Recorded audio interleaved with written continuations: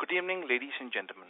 A very warm welcome to ICICI Lombard General Insurance Company Limited Q4 and FY2025 earnings conference call.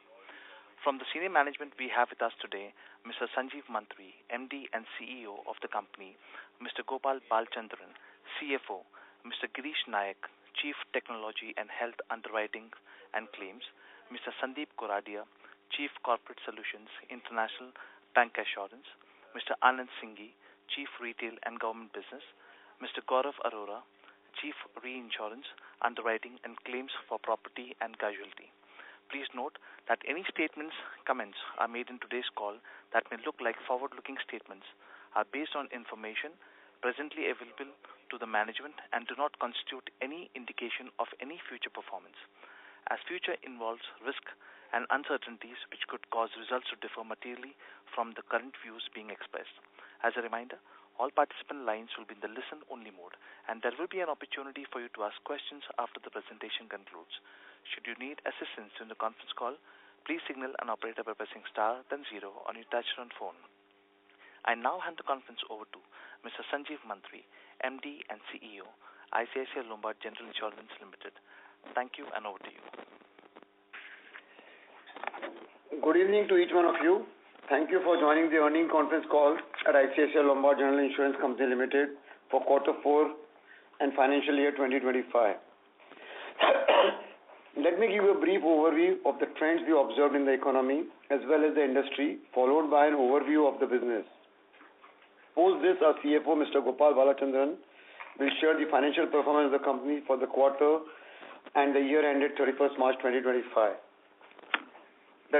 The GDP growth for the quarter ended December 2024 stood at 6.2% versus 5.6% for the quarter ended September 2024, as per the data released by MOPSI. High-frequency indicators like e-way bills, toll collections, diesel consumption, and GST collections during Quarter 4 of Financial Year 2025 are all indicating positive economic conditions. Further, MOPSI has revised the full-year GDP estimates to 6.5% on Feb 28, 2025 versus 6.4% published on Jan 7, 2025. Let me now dwell on certain industry trends which can have an impact on the general insurance industry at large. As indicated during the last quarter, the government expenditure remained flat, which impacted the commercial line segment growth for the current quarter.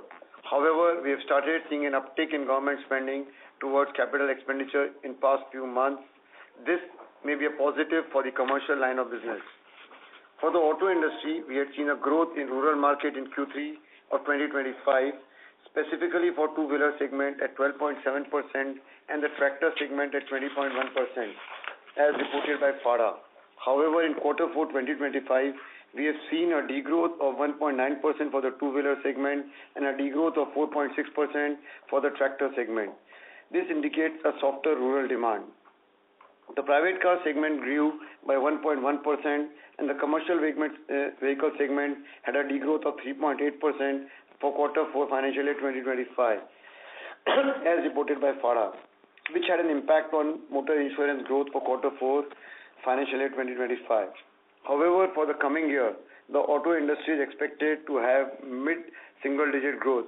We remain positive for the motor insurance business with increasing penetration in the old vehicle segment.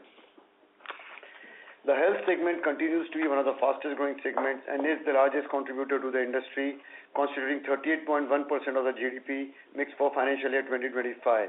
However, the industry growth in financial year 2025 was impacted due to the 1/n accounting norm and lower growth in the health benefit segment attributable to lower disbursement of credit by NBFCs and MFIs. We believe that the increasing demand for health protection coupled with increased medical inflation may drive double-digit growth in the health segment in the coming year. There were some key economic changes which were announced during Quarter 4 Financial Year 2025. The budgetary announcement of income tax relief provided is expected to result in an additional 1 trillion in the hands of Indian tax-paying population, thereby leading to a high disposable income. The second consecutive interest rate cut, tweaking of norms applicable to NBFC lending, coupled with infusion of liquidity by RBI, should also support credit growth. These policy changes aim to encourage spending and investment. They are also expected to stimulate demand for goods and services, thereby boosting consumption and propelling demand for risk protection through insurance solutions. However, we remain vigilant on the ongoing geopolitical developments which may pose risk to both global growth and the Indian economy. Now let me give you an update on the regulatory developments. The authority during financial year 2025 continued with various reforms seeking to expand the market and increase the penetration of insurance products towards the mission of insurance for all by 2047. I would like to mention key circulars which were introduced in Quarter 4 2025 regarding capping the increase in senior citizen health insurance premium rates to 10% per annum and the introduction of Bima Asba facility for health insurance policies. We believe these regulatory changes will improve affordability and create operational ease for policyholders. Overall, we remain positive that the GI industry is poised to grow in the medium to long term given the favorable economic and regulatory environment, low penetration and relatively higher disposable income. Now coming to the industry performance for Quarter 4 and financial year 2025. The gross direct premium income grew by 1.7% and 6.2% for Quarter 4 2025 and financial year 2025 respectively. Excluding the impact of the 1/n accounting norm, the GDPI grew by 8.6% for financial year 2025. Excluding crop and mass health, the GDPI grew by 4.9% and 8% for Quarter 4 2025 and financial year 2025 respectively. Speaking on the specific segments within the industry, the commercial segment reported a marginal degrowth of 1.2% and growth of 1.5% for Quarter 4 and financial year 2025. Within this, the fire segment registered a degrowth of 1.8% and 5.3% for Quarter 4 financial year 2025 and financial year 2025 respectively on account of pricing pressure. Excluding the fire segment, the overall commercial segment grew by 8.5% for financial year 2025. The motor segment grew by 6.9% for Quarter 4 of financial year 2025 and 8% for financial year 2025. The growth in the segment has been lower due to muted vehicle sales and continued pricing pressure reflected by high industry combined ratio. The health segment grew at 3.7% and 9% for Quarter 4 2025 and financial year 2025. Within this, group health grew at 4.5% and 10.6% for Quarter 4 2025 and financial year 2025 respectively. And retail health grew at 7.6% and 12.1% in Quarter 4 2025 and financial year 2025 respectively. Looking at the underlying performance of the industry, you may recall our discussion a year back during our earnings call where we expected some semblance in underwriting discipline in the market due to improvement in the industry's combined ratio during that period. However, the combined ratio for the industry has actually worsened to 113.2% for 9 months 2025 as against 112.2% for 9 months financial year 2024. The combined ratio for the private sector has worsened to 111.21% for 9 months 2025 from 108.3% for 9 months financial year 2024. The industry worsening was largely due to motor segment combined ratio which increased to 123.8% in 9 months financial year 2025 as against 118.2% in 9 months financial year 2024. Our continued focus on driving profitable growth helped us to improve our combined ratio from 103.7% in 9 months financial year 2024 to 102.8% in 9 months financial year 2025 and 103.3% in full financial year 2024 to 102.6% in for the financial year 2025 on N basis. I will now walk you through the company performance across key business segments during Quarter 4 and financial year 2025. The company's GDPI registered a growth of 8% for Quarter 4 2025 and 11% for financial year 2025 on N basis. With the 1/n accounting norm for Quarter 4 2025, the company registered a growth of 2.3% as against the industry growth of 1.7%. And for financial year 2025, the company registered a growth of 8.3% as against the industry growth of 6.2%. Excluding crop and mass health, the company's growth was 2.2% and 7.7% compared to the industry growth of 4.9% and 8% for quarter 4 2025 and financial year 2025 respectively. In the commercial line segment in quarter 4 2025, our growth was at 2.8% as against the industry degrowth of 1.2%. For financial year 2025, we grew by 2.1% as against the industry growth of 1.5%, thereby maintaining market share. This indicates the strength of our brand, relationship and service quality in an environment where the industry faced continued pricing pressure throughout the year. In the fire segment, we grew in line with the industry, and in marine cargo, engineering and liability lines of business, we reported growth higher than the industry, leading to market share accretion.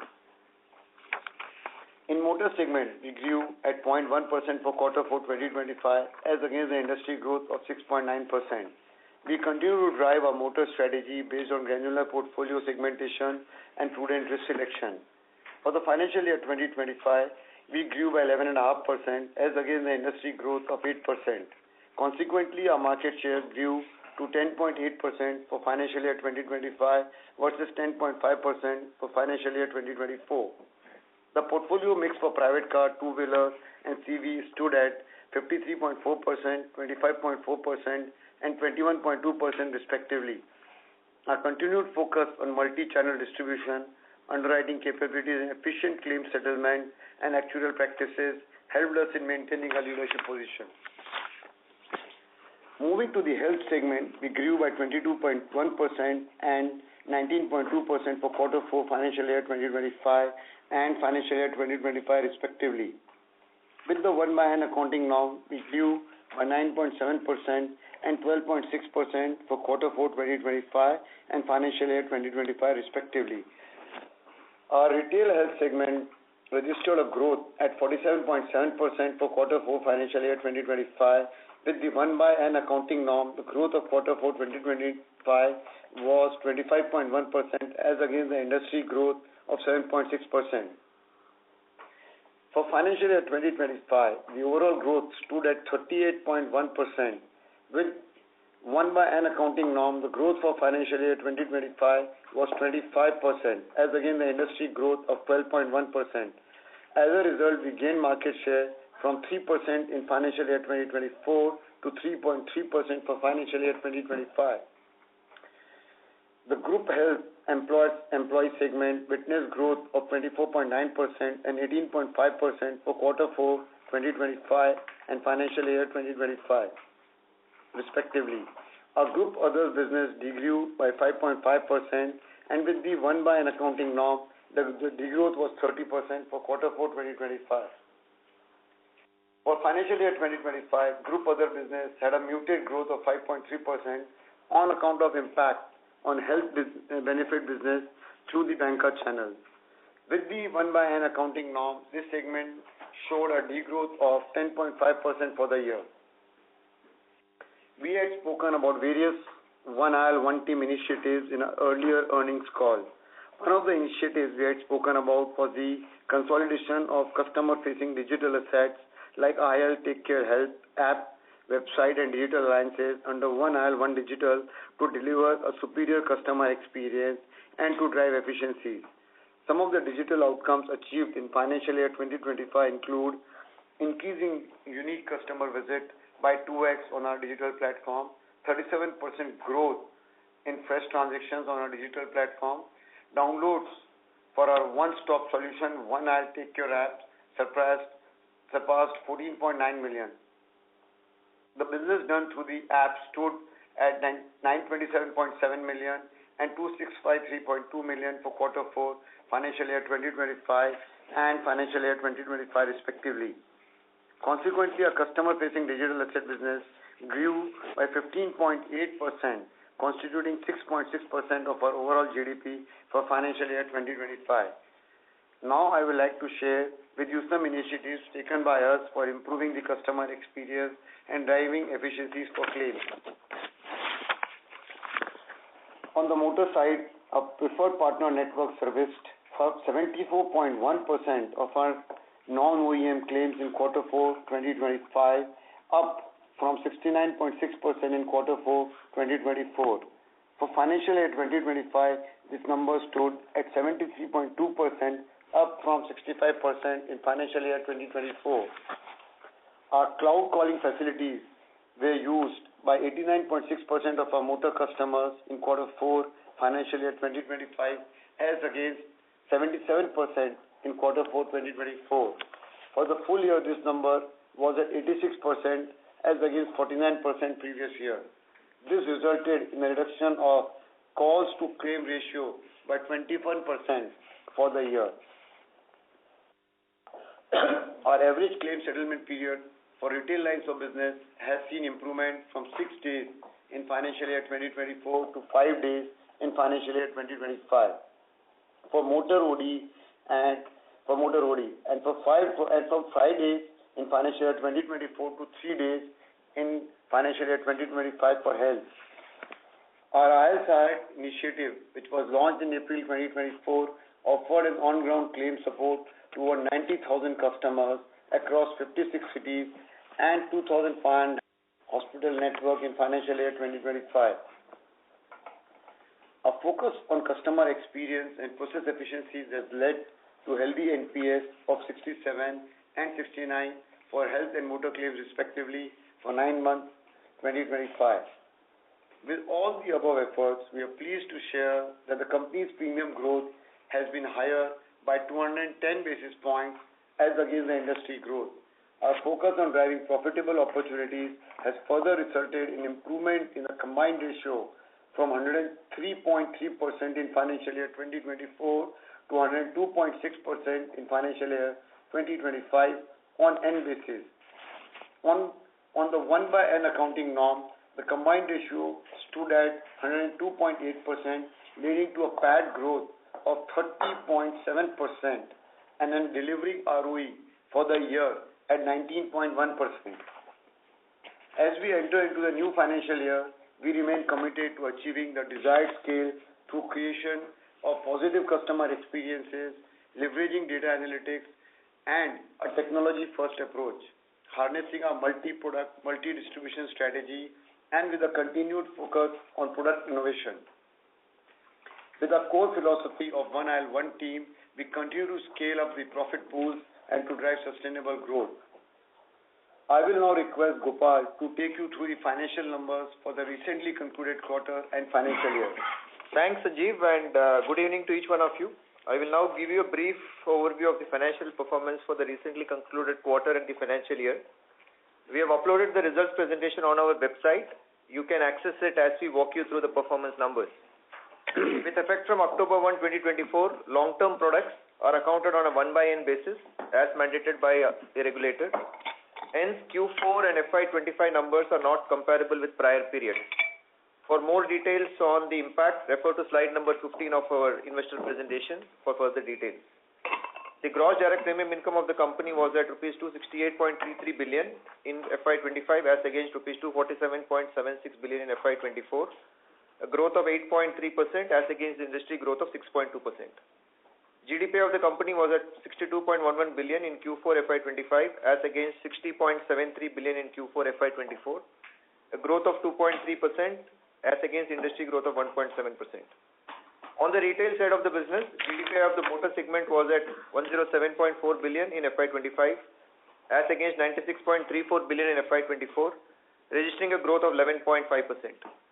The advance premium for the motor segment was at rupees 37.17 billion at March 31, 2025 as against 36.44 billion as at December 31, 2024. GDP of the health segment was at rupees 69.5 billion in FY25 as against 61.71 billion in FY24, registering a growth of 12.6%. Our agents, which includes the point of sale distribution count, was at 1,40,736 as at March 31, 2025, up from 1,40,077 as at December 31, 2024. GDP of our commercial line segment was at 69.95 billion in FY25 as against 68.51 billion in FY24, registering a growth of 2.1% as against industry growth of 1.5%. Resultantly, our combined ratio stood at 102.8% for FY25 as against 103.3% for FY24. Excluding the impact of cat losses of 0.94 billion in FY25 and 1.37 billion in FY24, the combined ratio was 102.4% and 102.5% respectively. Combined ratio for quarter 4 FY25 was 102.5% as against 102.3% in quarter 4 FY24.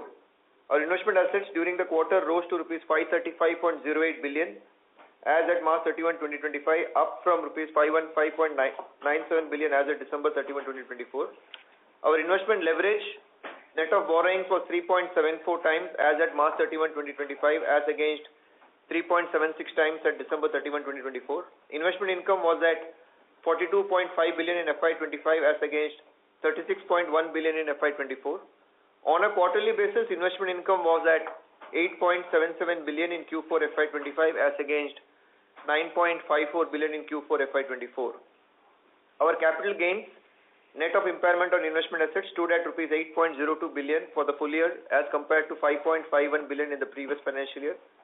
Capital gains net of impairment on investment assets stood at rupees 0.06 billion in quarter 4 FY25 as compared to rupees 1.56 billion in quarter 4 FY24.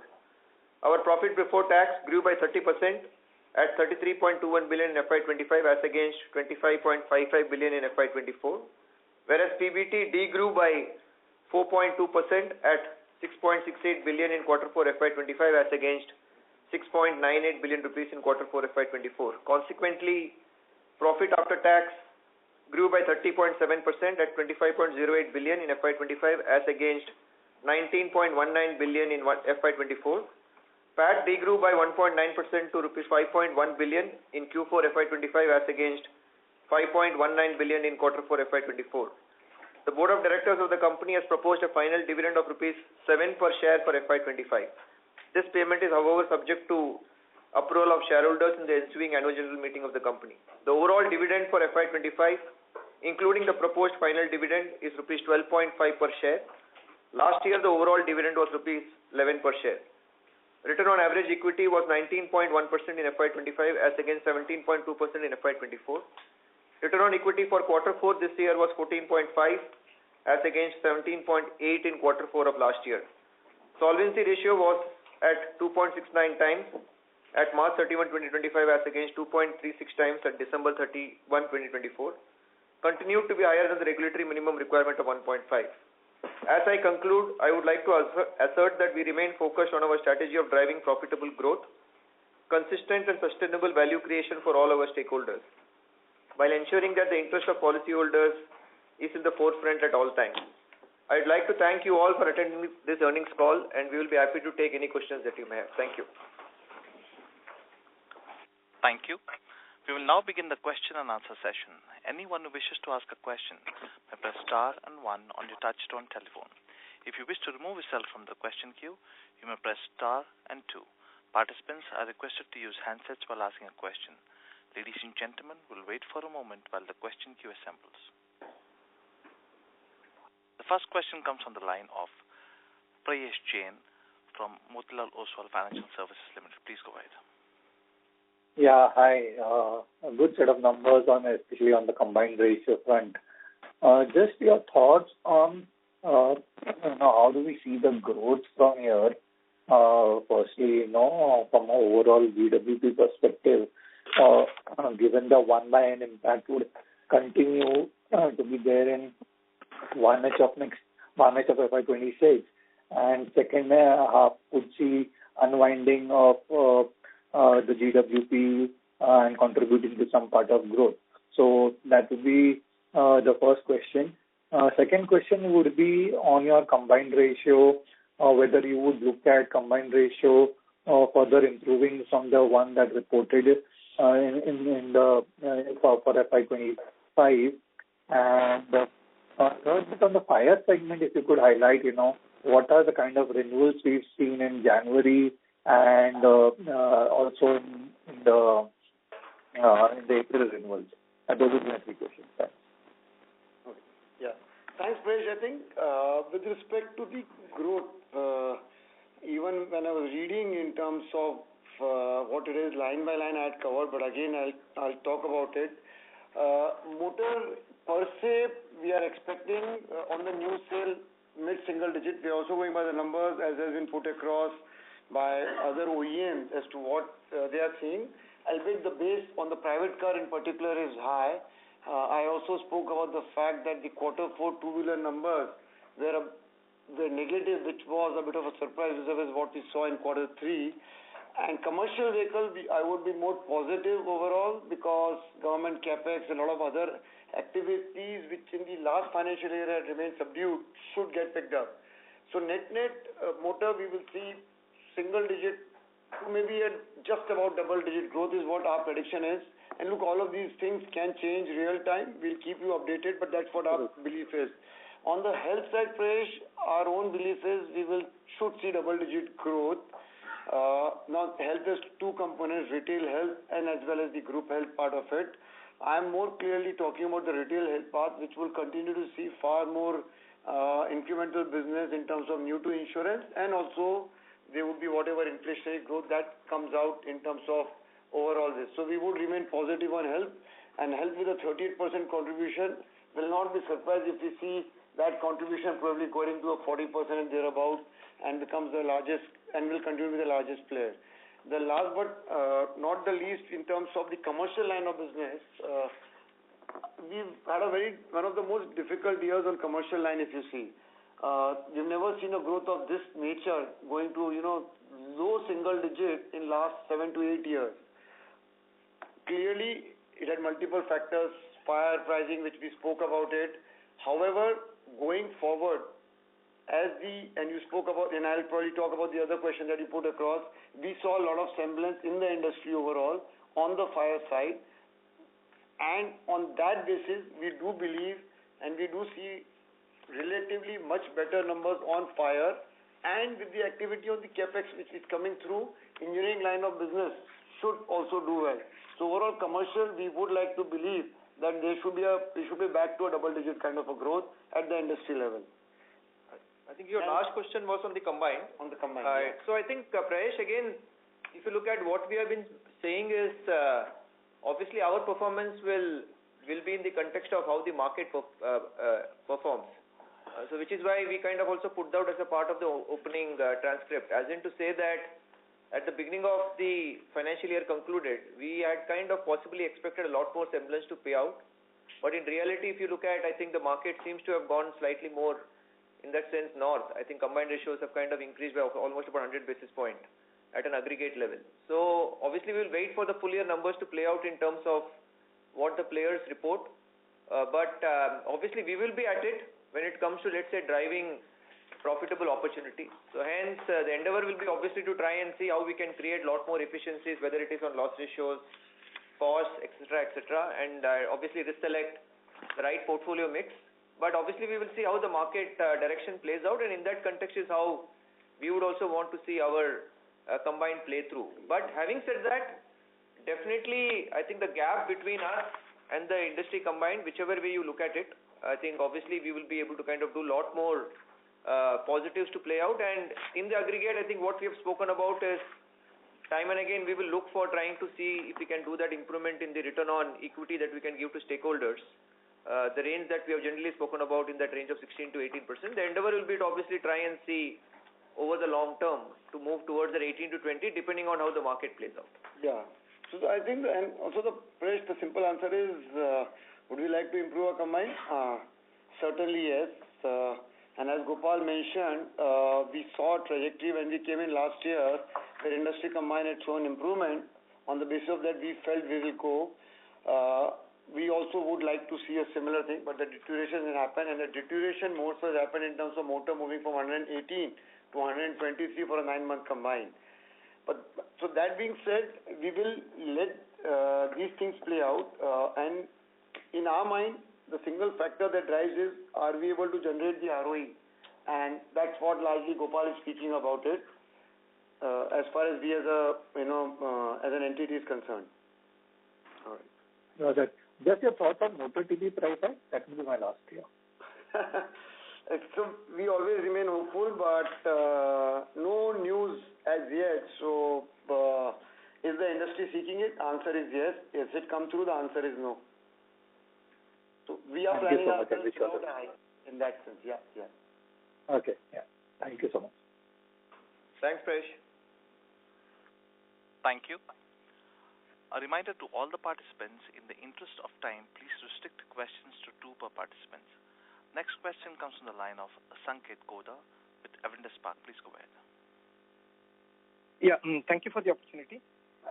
Gopal, in the current quarter, we seems to have done little more reinsurance accepted business because there is a meaningful difference between GDPI and GWP in the quarter, almost 10%.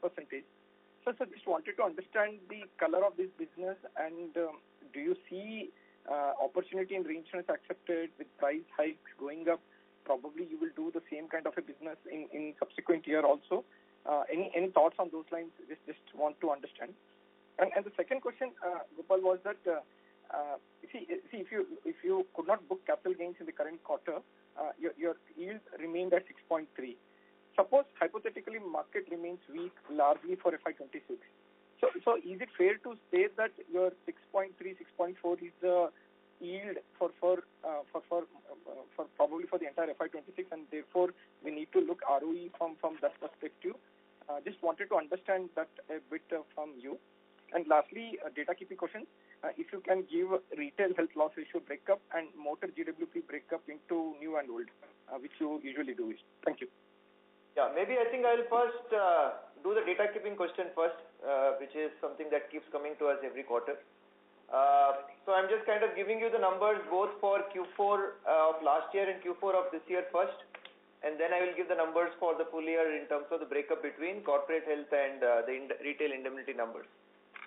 So quarter 4 of last year, corporate health loss ratios were 88.1%, and the retail indemnity numbers again for quarter 4 of last year was 64.6%. Vis-a-vis this, quarter 4 of this year, corporate health is at 97.2%, and retail health, broadly the range that we have spoken about, is at about 64.8%. On a full year basis, this number for corporate health stands at about 93.7 last year, and the current year, again last year retail indemnity numbers is 65.4. Full year this number for corporate health is at 97.6 and retail indemnity is 67.9. So that's the numbers in terms of the breakup between corporate health and retail health. Now coming to your first question on reinsurance accepted.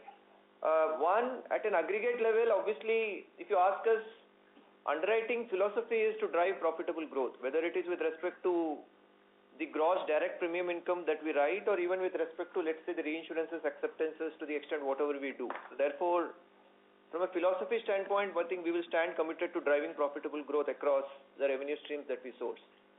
Having said that, I think if you look at an aggregate level, I think in terms of roughly the premium that we would have written of close to about 28,000 crores or thereabout, the extent of reinsurance inward will be a single digit number. So hence to that extent, I think a large part of the opportunities is what we see clearly even in the domestic market. Plus at the same time, obviously we look for, given the fact that we also have an office in our IIO business, we would want to kind of continue to see how we can leverage profitable opportunities even through the IIO business. So hence that is how we would kind of play through. Whether a particular business comes through in a quarter or otherwise, I think again as I keep saying, our business is significantly cyclical, and wherever we see opportunities play out is how you will continue to see the mix of business between direct, RI, etc. play out. The larger number to look at will be more on an annual basis. That will be more reflective of where we are in terms of our approach to writing domestic and reinsurance inward. To your second point on... yeah, sorry. Sorry, Gopal. So I was asking this question predominantly because you will see a better pricing environment in next fiscal year. So if other segments slow down, say motor slows down a bit because of the weak auto cycle, is it fair to say that this product might be an opportunistic approach to to drive the overall growth maybe from that perspective? Exactly. Because the pricing environment is Exactly. So, Sanket, your point is absolutely right. That's exactly what I said. I think if you ask us, for us, both of them are preferred areas of opportunity. So, therefore, to that extent, where we see preferable segments for us to be able to underwrite, we will look at both. Will it suddenly become a very large proportion of our overall revenue streams? At this point of time, clearly not. But obviously, we will look at as I said, profitable opportunities in between domestic and the reinsurance inward, and the revenues that we will eventually source will be a mix of both. On your point on capital gains, I think if you look at the approach that we have taken in so far as building the investment portfolio is concerned, I think the treasury team has done a brilliant job in terms of how to kind of balance the mix of asset classes between equity and the fixed income portfolio. And that's the reason during this last periods of high interest rate regime, we have been able to kind of significantly go long. And which is the reason, I think even in our earlier earnings call, we have spoken about of our duration of the book. That still continues to be slightly in excess of 5.3 years. And if you look at the yield to maturity, the yield to maturity of the book also currently stands at about 7.55%. And hence, and which is what is kind of translating into, if you look at our mark-to-market positions on the overall investment book, while on the roughly an aggregate mark-to-market gain as on the balance sheet date of roughly about 18 billion in terms of the mark-to-market unrealized gains is what we have. So I think the portfolio is well positioned. The question to ask for is what happens in case if you see possibly sustained periods of price competition or sustained periods of low interest rate regime. Now all of that, I think insofar as the second part of, let's say, periods of low interest rate sustaining in the next year, I think to that extent, I think our duration call will kind of largely reflect that. And of course, reinvestment of the incremental cash flows will get subjected to getting placed at a lower interest rate. And that will be true for the entire market. So therefore, the entire market will have to work much more harder in terms of improving the pricing. And therefore, on balance, which is what we keep saying, I think the ROE range that we will work, which will be through a combination of driving underwriting outcomes and return on investment, that will be in the range of 18 to 20%, assuming the market obviously shows signs of change. And also, Saket, now I'll just give you the, lay of the land.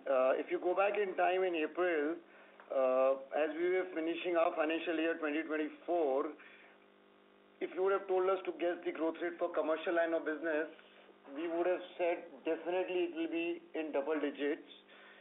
If you would have told us on the banker line of business, which is a big practice we have, again we would have said a decent mid double digit.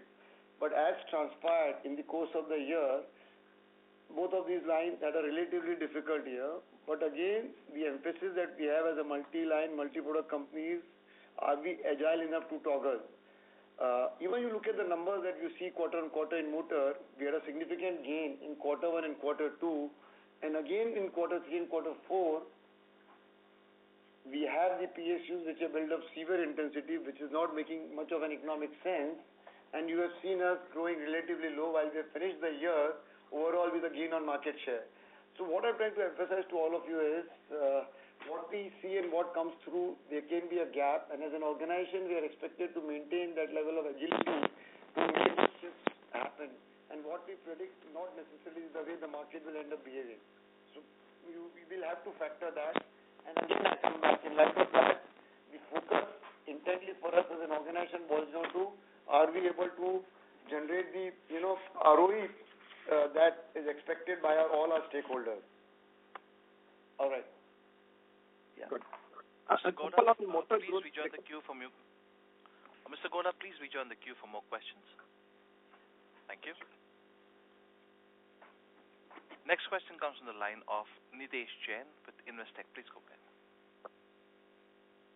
Thanks for the opportunity. So two questions. First is on fire pricing. Are we already seeing signs of improvement in fire pricing for the industry? Yeah, the answer is yes. There is some semblance, but I would like to put a word of caution because we still have to see a lot more flowing through. But as things stand in first couple of weeks of April, there was definitely much better discipline in the market. Sure. Secondly, can you speak about IFRS impact on our profitability or ROE? Any rough indication?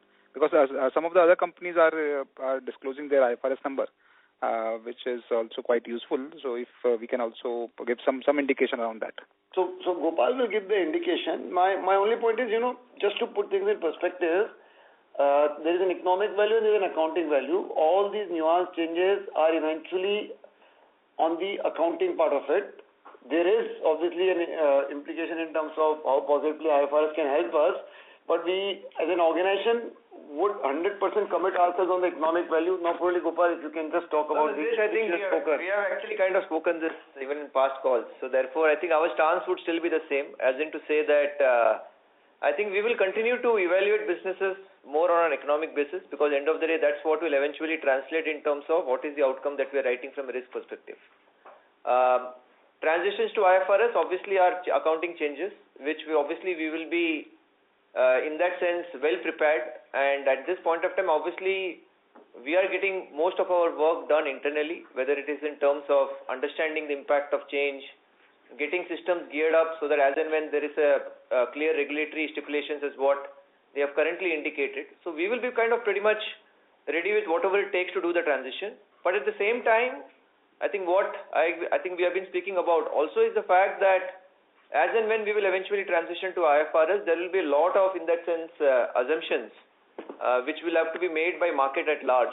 I think it is important for, again, various stakeholders to ensure consistency in comparison, a need for possibly to see if we can get a lot more alignment with some of those assumptions that the market participants use. So I think our endeavor is in that direction, and which is what we are working with the council to see how we can possibly play that role far better at this in the current times. But obviously internally we are pretty much well prepared. Major areas of impact I think I have already called out, so in that sense no specific incremental areas to call out as a part of the current impact assessment that we have done. But yes, we are ready, and we will roll out whenever we see the regulatory timelines coming into action. Okay. And when we speak about economic perspective, we are talking more about ROE and not combined ratio, right? This is the operator. Yeah, because end of the day, I think whatever you write has to kind of translate into a return to stakeholders through a combination of what we deliver on underwriting plus obviously how effectively are we able to put the cash flows to use. So hence to that extent is what we will kind of be largely driving as an institution. Thank you, sir. Thank you. That's it from my side. Thanks, Nidesh. Thanks, Nidesh. Thank you. Next question comes from the line of Avinash Singh with Emkay Global Financial Services Limited. Please go ahead. Yeah, hi. Good evening. Thanks for the opportunity. Just a couple of questions. First one is on motor TP. If I see again around 915 odd crores of reserve releases you had this fiscal. Now, of course, still you have not touched your FY23 onwards. If I see, Now, the backdrop is that the price hike is not happening. Do you see, the support from reserve releases to continue to provide, the support in terms of your motor TP claims ratio to catch up with, the claims in place? And on that front, also another question related is that, industry has seen the kind of despite this UM coming, the overall non-claims expense going up.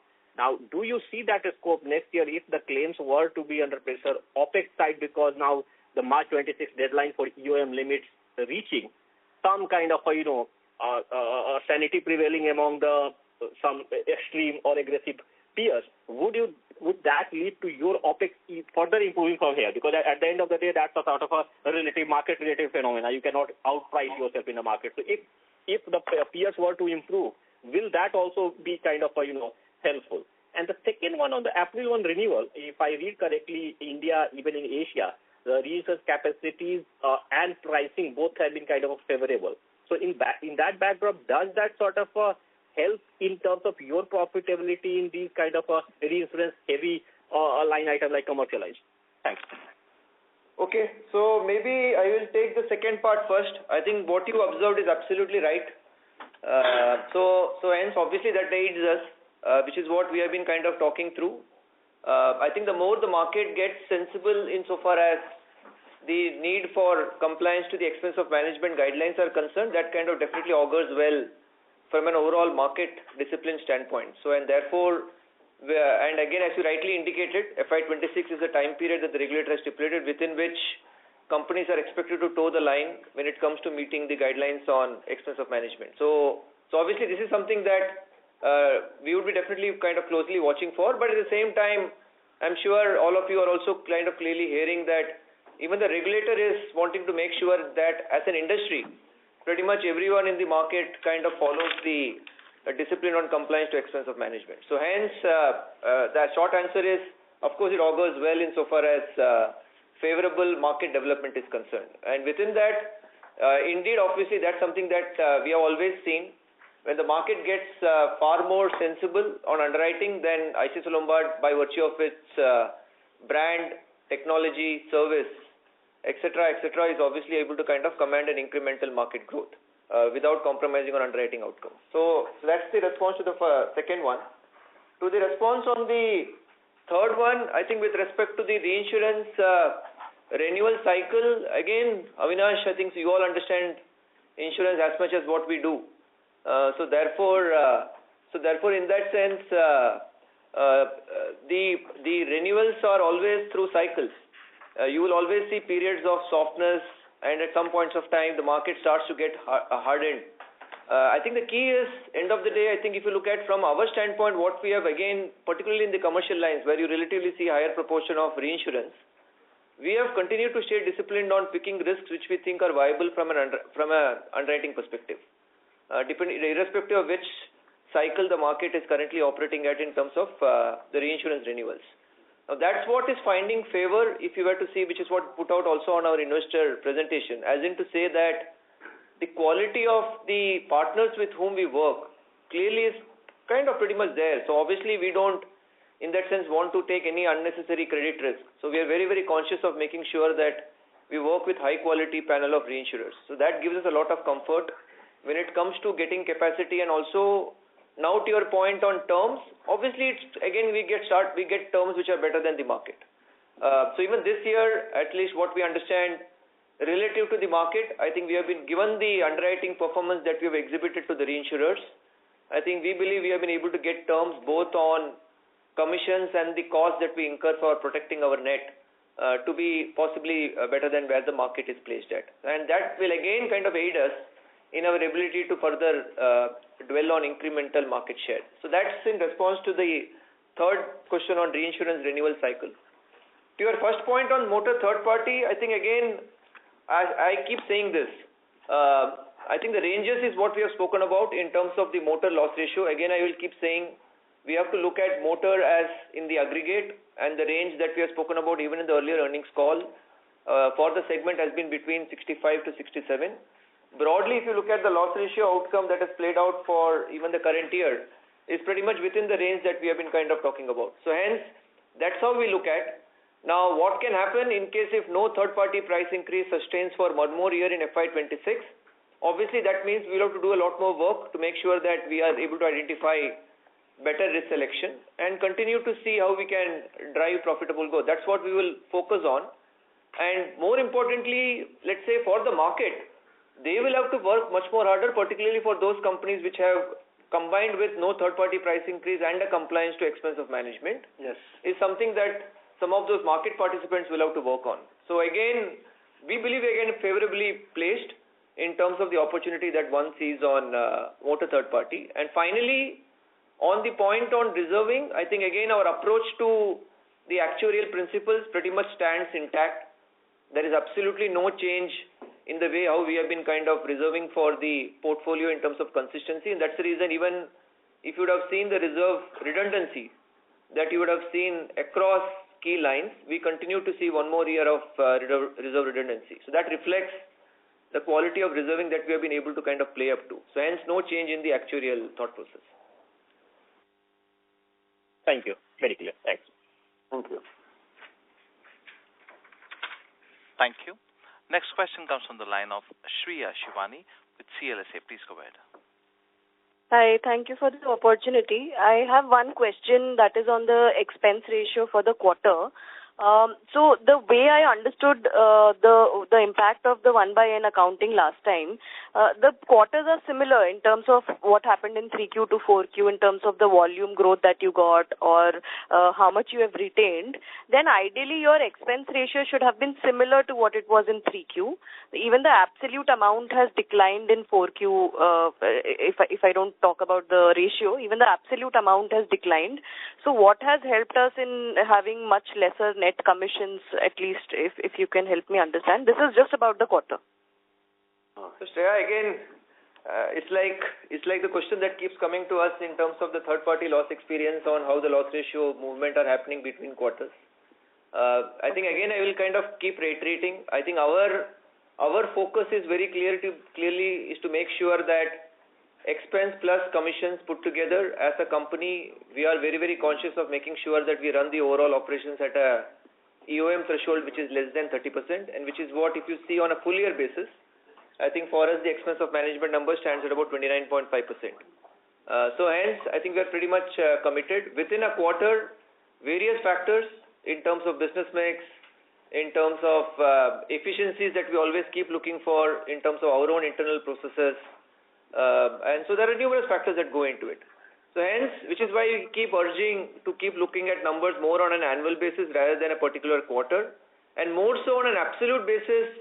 I think again there can be many factors to it. So for example, I mean, whenever if there are periods where I do a lot more of those investments in that quarter, you will see the cost hitting us, and so on. So a better number to look at will be more the expense of management number than anything else. No, and also shares, I mean, since you're comparing quarter 3 and quarter 4, just to highlight, it's the configuration of business that comes in. In quarter 3, we have far more new book that comes in. It's a season where, the sale of new goes, our market share in motor also grows in a very, very significant way.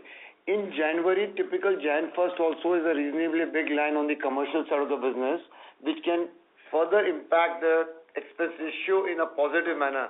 So it's more driven by configuration of what nature of business you write, which creates the differentiation. And then that's what, and that when these things happen and you have a quarter where there's a new coming in, it would impact us in a far more, okay? Yeah, the only thing I was getting confused that if the retention ratios are similar between 3Q and 4Q, then your commission rates should have been similar, ideally, your net commission ratios. But I get the part that if you've written more commercial line in 4Q, then obviously. Yeah. Okay, fair. Okay, thank you. Thank you. Thank you. Next question comes from the line of Prakhar Sharma with Jefferies. Please go ahead. Hi, good evening. Just wanted to delve upon Sanjeev's comment on, the pricing stance by some of the PSUs or broader market in the motor vehicle business. Could you just elaborate on this that, from what segments of general GI operators did you see some bit of an aggressive stance, and has there been any change? Because while we talk about the EOM sunset for FY26, are the private ones also genuinely trying to consolidate on pricing? And second, just connected to this is there a possibility or is there a discussion around the EOM getting pushed out by a year or so, just so that everybody makes it without too much disruption? Thank you. So, Prakhar, I think on the PSU aggression, it's primarily driven very extensively on the motor side. Will it sustain? Too early to comment. There were shades of that visible in quarter 3, but quarter 4, if you see, they have overall buckled the trend and they have gained significant market share also in the motor segment. It would be anybody's guess in terms of what their plan is. We are pretty ready to face whatever be the trajectory that they have, and we'll wait and see how it pans out. We would continue to, as I said in my initial remarks, that we would continue to flow prudency because these things can happen at multiple levels with multiple players. Sometimes it's private sector, sometimes it's public sector, but we need to stick to our trajectory of what we want to do. With respect to expense of management deferment, Our understanding is that what has got called out was full and final. We do believe it will be good in long term for the industry if there's a semblance on that count. We are no one to comment in terms of whether a dispensation will be given for another year. But if you ask a personal belief, another year of dispensation will make them continue with the practice as it exists and will not change anything, because then they can ask another year of dispensation. So that's where we would be, that's where we would leave this part of the conversation at least. Perfect. Thank you so much. Yeah, thank you. Thank you. Next question comes from the line of Aditi Joshi with JP Morgan. Please go ahead. Thank you for taking my question. Just a very simple one. Sorry, could not go through the presentation. With respect to the investment income, was it in the fourth quarter it was lower on a year-on-year basis? So just wanted to understand, is it majorly on account of interest income or on account of lower realized gains? Yeah, we put that as a part of the opening script, Aditi. So largely it's because of, the nature of how we run the overall investment book. The short answer is capital gains. Quarter 4 last year, capital gains was roughly about 150 crores plus. This year, pretty much our capital gains is as good as a very, very small number of roughly about 6 crores. So that's the reason why you see the overall investment income for Q4 of this year to be slightly lower than the Q4 of last year. But having said that, I think what has worked well, again, as I said, I think the treasury team has done a great job in trying to make sure that the portfolio has got significantly kind of balanced to make sure that we go long. And hence, which is why, again, time and again, we have been giving the yield to maturity numbers, which used to be less than 7%. That number, as we speak, currently stands at about 7.55%. So this is for here to stay. And hence, at least for quarter 4, the short answer is capital gains. Yeah, and also, something which I must put across, what our treasury team has done is even over quarter on quarter, we have increased the yield of the book from 7% to 7.55. So which is a big one with a tenor also, which has gone to 5.34. Overall, it puts us well in terms of the current scenario that exists on the interest rate part. And also in quarter 3, it was more of a tactical call where our investment team felt that it was much better to book capital gains in that quarter vis-a-vis what would happen in quarter 4. In hindsight, it did work out for us. Okay, that's clear. Thank you. Thanks, Aditi. Thank you. Next question comes from the line of Neeraj Toshniwal with UBS Securities. Please go ahead. Yeah, hi. My question is regarding getting to FY26. How should one think about the growth? Even, whatever we have discussed, there still remain our uncertainties, as you mentioned, and the playbook could be different than what we think about as. Neeraj, sorry to stop you. We are not able to hear you. You're not that audible. Is it better now? Yeah, maybe if you can just repeat your question, Neeraj, that will help us. So one question is on the growth side, because given this 1/n will kind of normalize from October, how should one think about overall growth, and the preferred areas will remain held, and obviously motor, there's been a lot of competitive intensity which is, increased, especially from PSUs, what I understand. So any comment on overall growth we are targeting in FY26? That is one. And the second is one bookkeeping question on the other income from the non-operating results, which seems to be very high. So anything on that? So maybe I'll take the first one. I think on the growth side, Neeraj, the good part is, I think if you look at some of the actions which are being taken, both at various governments and even our own insurance regulator, I think the efforts have been very, very positive. I think, for example, the recent budget did see a lot of people kind of getting a higher disposable income, which kind of augurs well. Now all of this will start to kind of play through maybe over the subsequent quarters. So that's a very, very positive action which comes from the government.